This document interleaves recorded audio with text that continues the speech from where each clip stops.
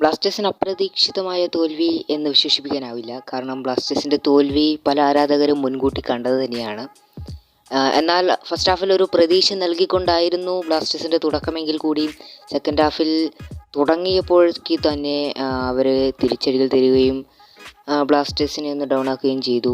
പ്രതീക്ഷകളെല്ലാം അസ്ഥാനത്തായി എന്ന് തന്നെ പറയേണ്ടിയിരിക്കുന്നു.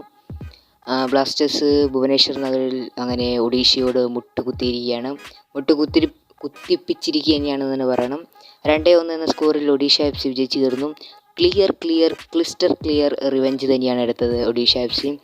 കൊച്ചിയിൽ വെച്ച് എടുത്ത അതേ സ്കോറിന് തന്നെ അവർ തിരിച്ച് പകരം വീട്ടിയിരിക്കുകയാണ്. അതും അതേ പാറ്റേണിൽ തന്നെ. കാരണം അതായത് ആദ്യം ബ്ലാസ്റ്റേഴ്സ് ഒഡീഷ ലീഡ് എടുക്കുന്നു, അവിടെ പിന്നീട് സെക്കൻഡ് ഹാഫിൽ ബ്ലാസ്റ്റേഴ്സ് 2 ഗോൾ ലീഡ് എടുക്കുന്നു.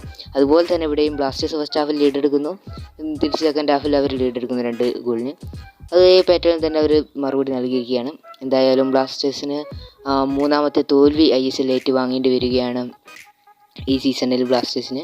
ഏതായാലും മത്സരങ്ങൾ ഇനിയും അവസാനിച്ചിട്ടില്ല, ഇനിയും മത്സരങ്ങളുണ്ട്. അടുത്ത മത്സരം ബ്ലാസ്റ്റേഴ്സിൻ്റെ ഹോം മത്സരമാണ്.